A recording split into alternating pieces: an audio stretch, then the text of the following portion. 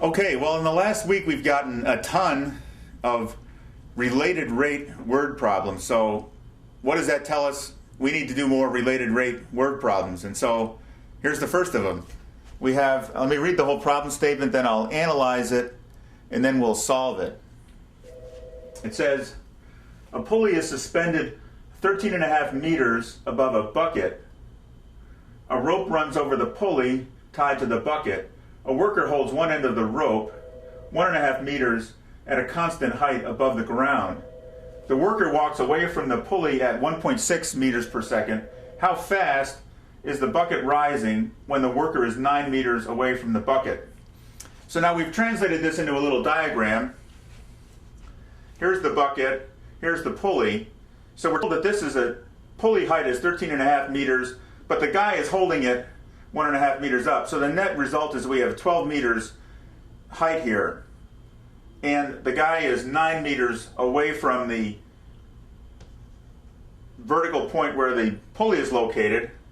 We're going to call that distance D. And then we also have this length here because he's holding the rope here. Here's the guy with his hand.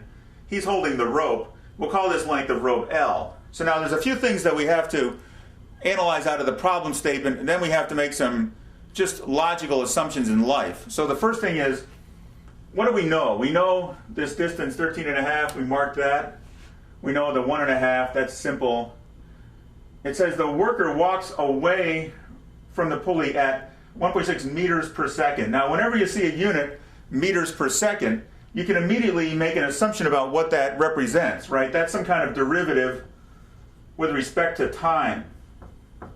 Meters per second, something over seconds, derivative with respect to time. And then it says how fast is the bucket rising? Fast is another key word. The radar, boop, boop, should be going off.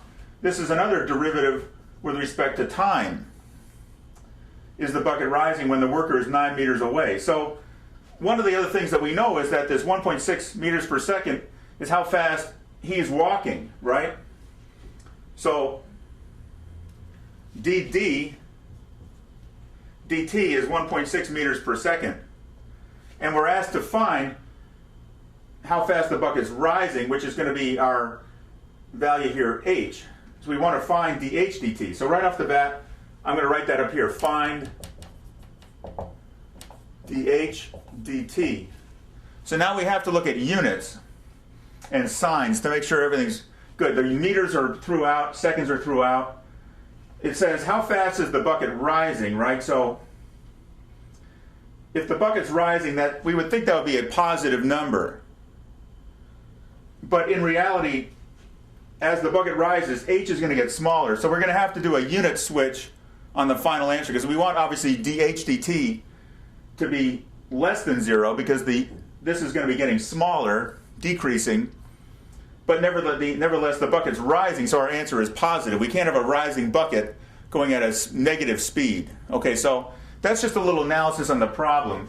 So here we have a drawing. Let me try to translate this into a little bit more simplified drawing, and then we'll solve it.